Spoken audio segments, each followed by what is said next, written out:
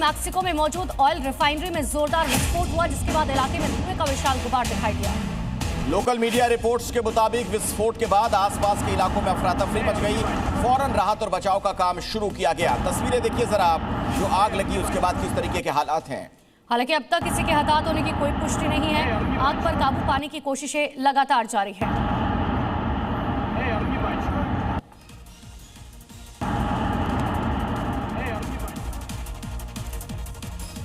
और अब अगली खबर, जेवर के नोएडा इंटरनेशनल एयरपोर्ट पर कैलिब्रेशन फ्लाइट की सफलतापूर्वक लैंडिंग की गई है। स्थानीय विधायक ने इसे ऐतिहासिक करार देते हुए जल्द उड़ान शुरू होने की उम्मीद जताई है।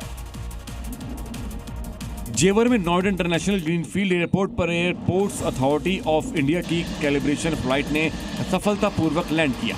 जेवर से बीजेपी विधायक धीरेन्द्र प्रताप सिंह ने इसे ऐतिहासिक दिन बताया। उन्होंने कहा कि कुछ दिन पहले मुख्यमंत्री ने एयरपोर्ट के काम की समीक्षा की थी और अधिकारियों को तेजी से काम पूरा करने के निर्देश दिए थे। अब कैलिब्रेशन फ्लाइट की लैंडिंग के साथ ही उड़ान की मंजूरी में कोई बाधा नहीं रही। उम्मीद है कि जल्द आम जनता भी इस एयरपोर्ट से हवाई यात्रा का फायदा उठा सकेगी। शहीदों को समर्पित उत्तराखंड में सैन्य धाम का भी उद्घाटन भी नहीं हुआ, उस पर सियासत शुरू हो गई। कांग्रेस के नेता हरीश रावत ने इस पर भ्रष्टाचार के गंभीर आरोप लगाए। उत्तराखंड में देश का पहला सैन्य धाम बनकर तैयार हो गया है, जिसका 9 नवंबर को राज्य स्थापना दिवस के मौके पर उद्घाटन होना है। 92 करोड़ रुपए की लागत से बना ये सैन्य धाम शहीदों को समर्पित है, लेकिन उद्घाटन से पहले ही इस पर राजनीति गर्मा गई है। कांग्रेस नेता और पूर्व मुख्यमंत्री हरीश रावत ने गंभीर आरोप लगाते हुए कहा कि भ्रष्टाचार की बुनियाद पर शहादत की दीवार खड़ी की गई है। हरीश रावत ने दावा किया है कि सैन्य धाम नाले को पाटकर बनाया गया, जिसमें से भ्रष्टाचार की बू आ रही है।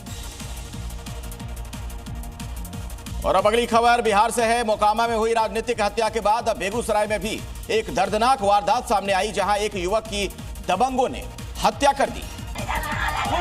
मोकामा में हुई राजनीतिक हत्या का मुद्दा अभी शांत भी नहीं हुआ था कि बेगूसराय में दबंगों का कहर देखने को मिला। यहाँ जमीन विवाद को लेकर हुए झगड़े में दबंगों ने एक युवक की बेरहमी से पिटाई कर उसकी हत्या कर दी, जबकि 3 अन्य युवक गंभीर रूप से घायल हो गए। वारदात की खबर मिलते ही गाँव में तनाव फैल गया और लोगों ने विरोध प्रदर्शन शुरू कर दिया। हालांकि पुलिस को जैसे ही मामले की जानकारी मिली, वैसे ही पुलिस वहां पहुंच गई और आरोपियों को गिरफ्तार कर लिया।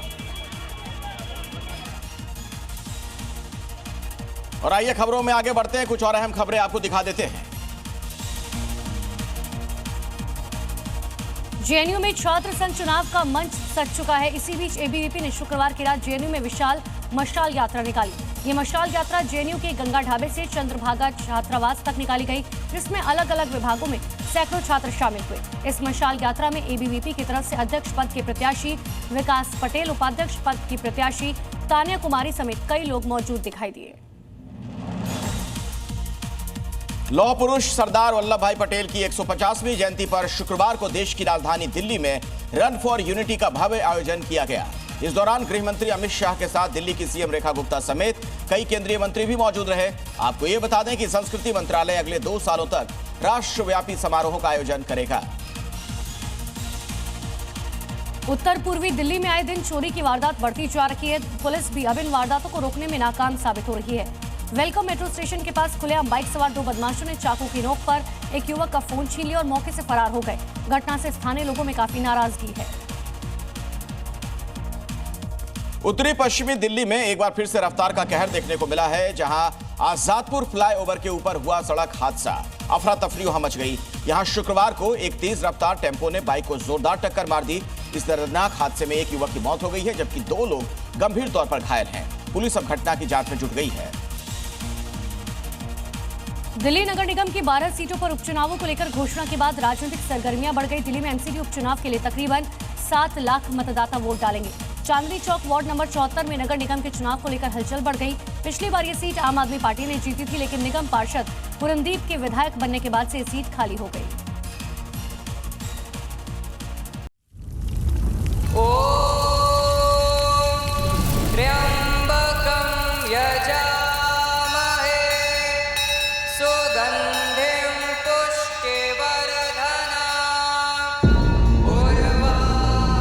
धर्म क्या है? वो जो हम धारण करते हैं, या वो जिसे हर हाल में निभाना ही पड़ता है? क्या धर्म सिर्फ एक चॉइस है या कोई इनविजिबल सिस्टम जो हमारे हर कर्म का हिसाब रखता है? क्या धर्म सिर्फ ग्रंथों में लिखा है या धर्म हमारे आसपास घटित होते हर पल में छुपा है? क्या धर्म वो है जो हमारे अंदर हर सांस के साथ रिदम मिलाने की कोशिश करता है? क्या धर्म कोई रूल बुक है या धर्म सिर्फ एक मान्यता है? आखिर धर्म है क्या? सच सीजन 3 स्पेशल एडिशन रविवार रात 9:58 पर।